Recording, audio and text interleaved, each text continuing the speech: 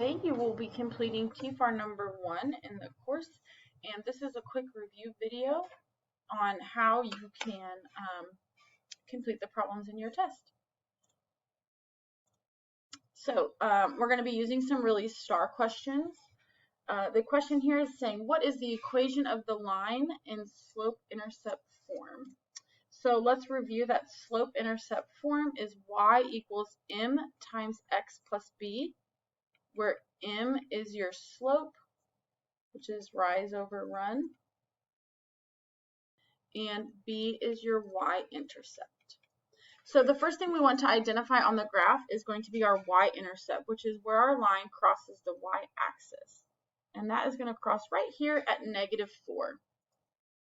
So if my slope-intercept form is y equals m times x plus b, I'm going to go ahead and put in that -4 for my b. And now I'm going to find another point. We call them pretty points, where it crosses at an exact point. Okay, so no decimals, just whole numbers, and I'm going to use this point here. So I'm going to count rise over run. So from my y-intercept, I'm going to go up 1, 2, 3, 4. So my rise would be 4. And then I'm going to go to the left 2. So going to the left is negative. So 4 divided by -2. Now I'm going to simplify that. So 4 divided by -2 is -2. So I would get -2x minus 4. And that would be my equation.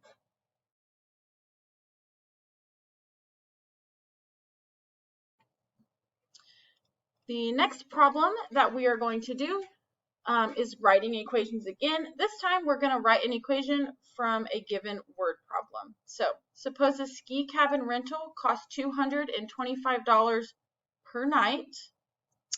Additionally, each cabin rental has a one-time fee of $50. We're going to write an equation that models the cost C for staying in nights at the cabin. So my total cost C equals $225 in, so $225 per night. When you see this word per, okay, that's like your rate or rate of change or slope. So that's going to go with your unknown variable. Okay, we don't know how many nights, but we can determine the number of nights, okay, based on how many nights you want to stay. So that per always means it's going to go with your variable. So 225 in, plus there's just a one-time fee of $50. So we just add that $50 on to the end. Okay, it doesn't have a variable attached because it's not a recurring fee. Alrighty, so now we've got a linear equation. So you get a table here with your x and your y, and this says which linear function represents the table. So what we can do here, there's two ways we could go about this. We could take our table and do a linear regression in our calculator. The other thing that you could do is plug in these numbers for x and make sure that you get the y value out. So for instance, if I took this A equation, which is y equals -7x minus 7, if I plug in 6 for x, I should get -35 out. -7 times 6 is -42. Minus 7 is going to equal -49, not -35. So I can get rid of that answer. Now, if I try B, which is 7x minus 7. So let's try to plug in that 6. So 7 times 6 minus 7 would be 42 minus 7. So that does give me my 35, but I have to check and make sure that it's true for all. Let's try -2. So when I plug in -2, I get 7 times -2 minus 7. So that would be -14 minus 7, which is -21, but I wanted a positive 21, so B is canceled out. For C, I get y equals negative 7x plus 7. So again, I know that when I have this negative 7x and I plug in a 6, we've got negative 42.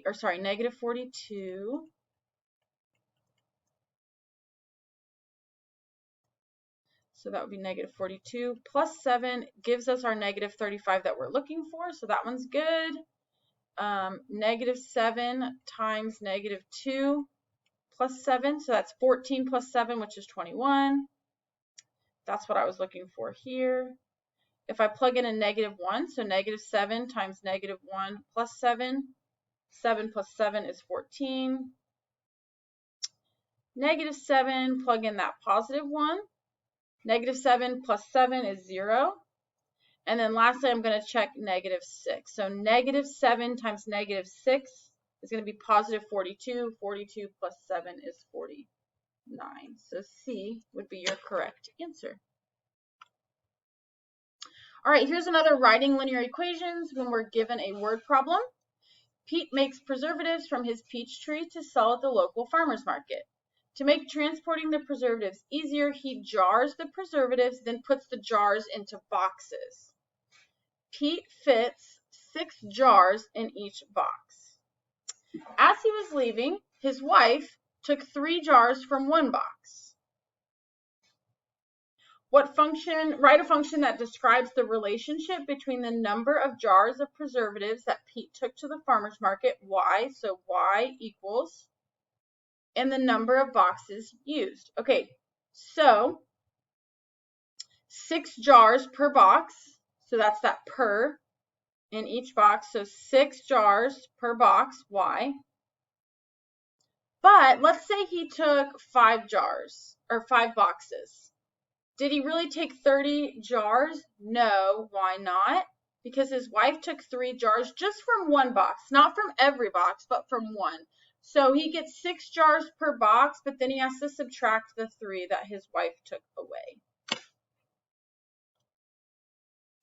All right, find the equation of a line that is perpendicular to y equals 2/3 x minus 13 and passes through the point 4, negative 1.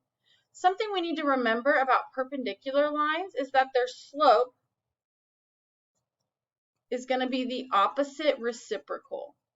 So opposite means if it was positive, now it's negative. If it was negative, now it's positive. Reciprocal means to flip.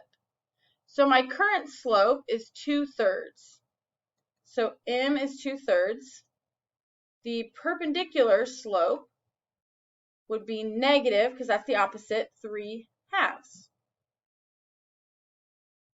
I've got a new slope and a point, so I'm going to use point slope form, which is y minus y1 equals m times x minus x1.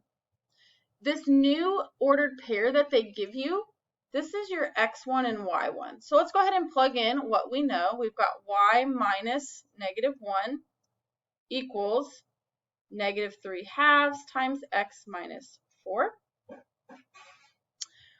This minus and negative becomes y plus 1. And then I'm going to distribute.